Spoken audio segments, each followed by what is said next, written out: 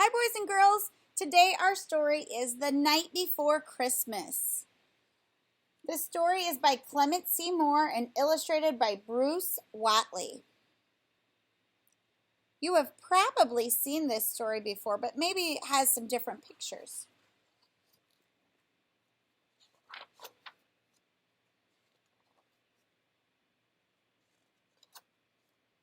The Night Before Christmas.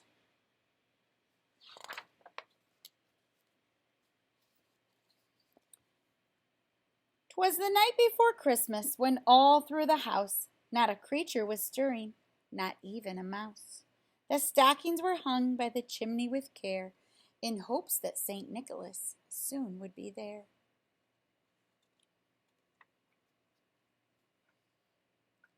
The children were nestled all snug in their beds, while visions of sugar plums danced in their heads, and Mamma in her kerchief and I in my cap had just settled down for a long winter's nap. When out on the lawn there arose such a clatter, I sprang from my bed to see what was the matter. Away to the window I flew like a flash, tore open the shutters, and threw up the sash.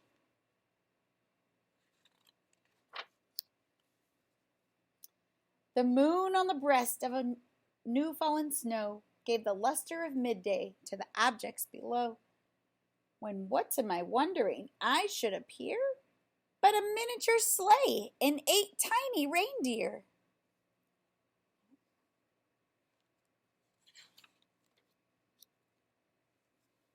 With a little old driver so lively and quick, I knew in a moment it must be St. Nick.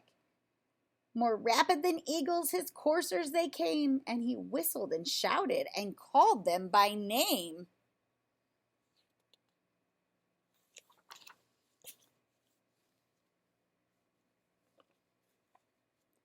Now Dasher, no Dancer, now Prancer and Vixen, on Comet, on Cupid, on Donder and Blitzen, to the top of the porch, to the top of the wall, now dash away, dash away, dash away all.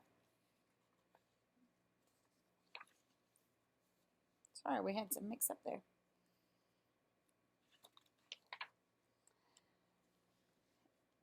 As dry leaves that before the wild hurricanes fly, when they met with an obstacle mount to the sky, so up to the housetop the coursers they flew, with a sleigh full of toys, and St. Nicholas too.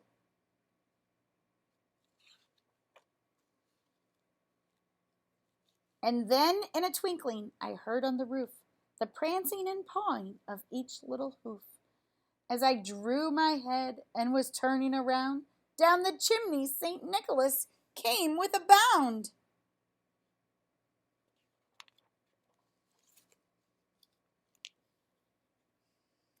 He was dressed all in fur from his head to his foot, and his clothes were all tarnished with ashes and soot.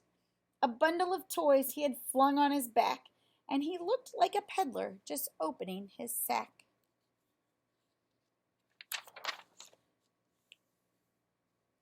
His eyes, how they twinkled, his dimples, how merry. His cheeks were like roses, his nose like a cherry.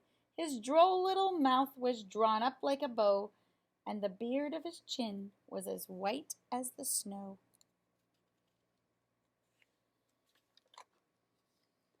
The stump of a pipe he held tight in his teeth, and the smoke it encircled his head like a wreath.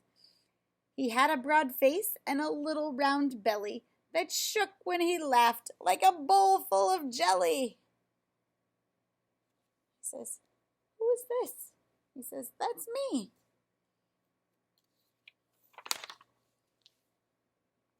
He was chubby and plump, a right jolly old elf, and I laughed when I saw him, in spite of myself. A wink of his eye and a twist of his head soon gave me to know I had nothing to dread.